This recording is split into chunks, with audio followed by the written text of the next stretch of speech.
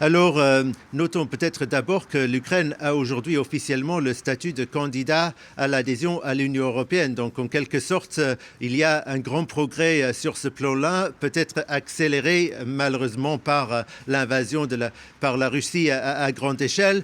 On peut aussi dire sans hésitation que l'Ukraine reste absolument une démocratie. C'est un pays où, quand il y a des élections, la plupart du temps, celui qui est au pouvoir perd et c'est quelqu'un d'autre qui arrive. Volodymyr Zelensky en 2019 a remplacé Petro Poroshenko. Pour le moment, l'élection présidentielle qui aurait dû avoir lieu cette année est suspendue à cause de la guerre, mais on discute de plus en plus de politique en Ukraine. L'opposition se fait de plus en plus vive et de plus en plus commence à critiquer justement la corruption qui continue même sous le gouvernement actuel, même si les activistes anticorruption, la plupart d'entre eux soulignent que des progrès ont été faits.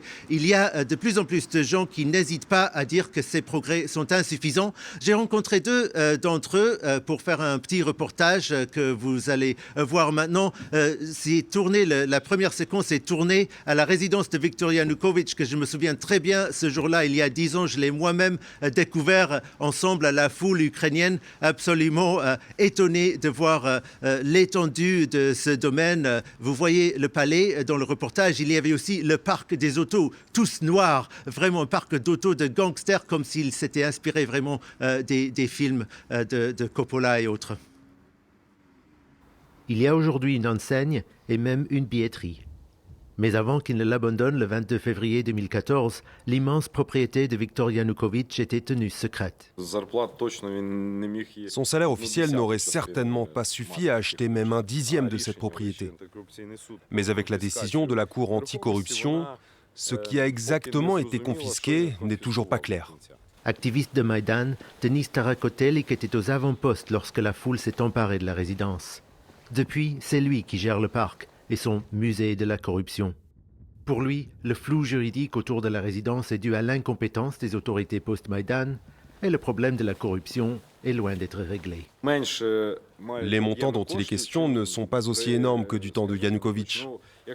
Mais si vous regardez les récents détournements de fonds opérés par le ministère de la Défense, pour moi c'est un crime encore pire parce que maintenant nous sommes en guerre.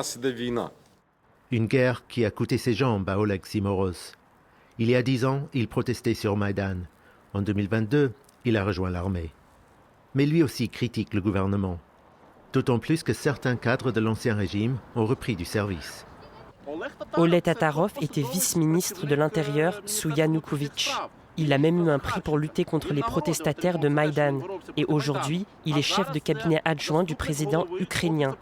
Ces gens-là sont pro-corruption, pas pro-Ukraine. Mais pour Oleg, Maïdan a quand même réussi. Nous avons choisi la liberté de parole. Nous avons empêché notre pays de devenir ce que sont aujourd'hui le Bélarus ou la Russie, où toute opposition est anéantie. Nous pouvons toujours le dire ouvertement, lorsque les choses vont mal et essayer de les changer. La révolution de Maïdan a consolidé la société civile ukrainienne qui continue sa lutte pour faire adopter les réformes anticorruption.